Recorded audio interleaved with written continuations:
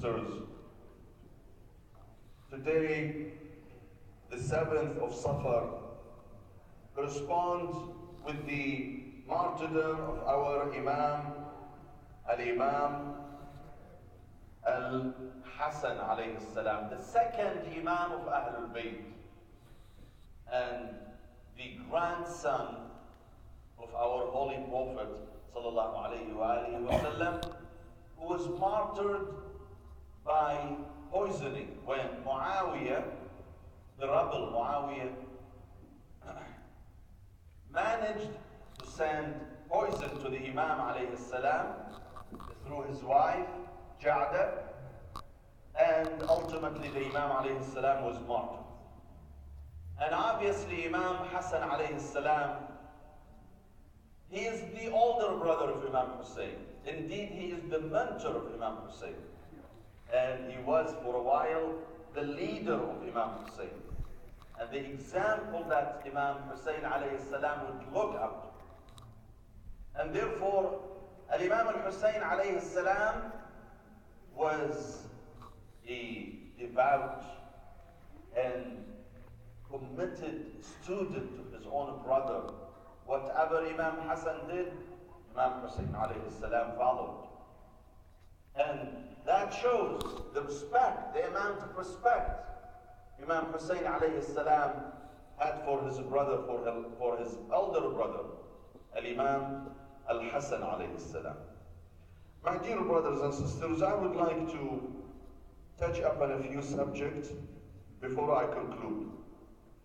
One is the terrorist attacks that took place last Friday in Paris, France, in which over 130 people were killed. People who are all innocent civilians, tourists, bypassers,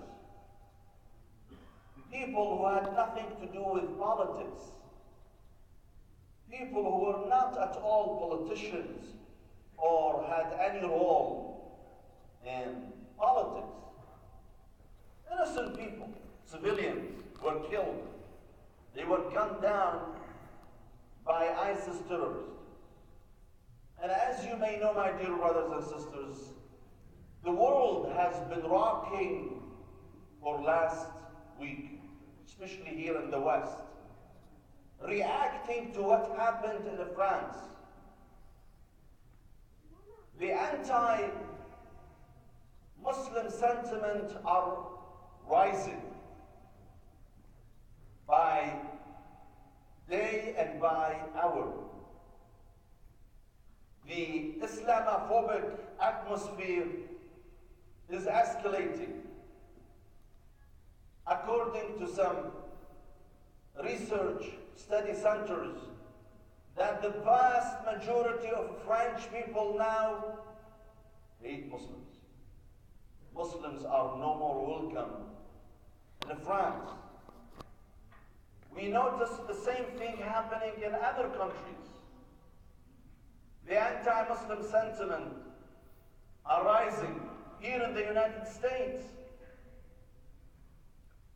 A few governors, around 20 governors of the United States in the United States, they announced that the Syrian refugees are no more welcome, no longer welcome to the United States.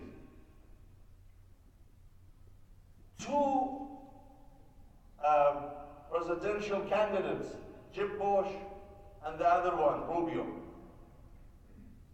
they asked that only Christian refugees would be admitted to the United States, but Muslims should not be admitted to the United States. My dear brothers and sisters, we Muslims need to speak up. We no longer can afford to be silent. We need to reach out to non-Muslims. We need to educate our neighbors. We need to tell the world that this has nothing to do with our religion. ISIS, they do not represent our faith. land is mistakenly being targeted by the West due to the result of ISIS acts. ISIS has never represented our religion. One thing that many non-Muslims do not know is that ISIS has killed more Muslims than non-Muslims. Only one day, only 24 hours prior to the carnage in Paris, ISIS killed over 43 people in Beirut, injuring over 200 people who are all Muslims. In Baghdad, in the same day, ISIS killed 130 people in Paris. They killed 26 people in Baghdad, people who are all Muslims. In Syria, in Afghanistan, in Pakistan, in Yemen. If you calculate the victims killed by ISIS from the Muslim community, it would outnumber vastly the number of the casualties among non-Muslims. And this shows that ISIS does not differentiate between Muslims and non-Muslims when it comes to killing and bloodshed. ISIS is willing to kill all other human beings who disagree with their own doctrine. Those who do not accept ISIS as a legitimate movement, they kill them. They killed Sunnis and Shia. They killed Muslims and non-Muslims. They never discriminated against their victims as long as those victims do not accept ISIS and its doctrine. So to blame Islam, to blame the Muslim community in France, or the Muslim community in the United States, that's not fair at all. I was shocked 2 days ago when I watched Donald Trump saying that he doesn't mind at all having all Muslims in the United States issued a special ID that singles them out from other people. So, according to Donald Trump, he would encourage the fact that Muslims, all Muslims in the United States, including Muslim citizens, to carry a special ID telling that they are Muslims so they could be singled out from non-Muslims. It's absurd. And how this happens? When ISIS attacks non-Muslims, they immediately blame Islam for it. I have no doubt that ISIS is motivated by an agenda run by the enemies of Islam. And I want to bring this to your attention.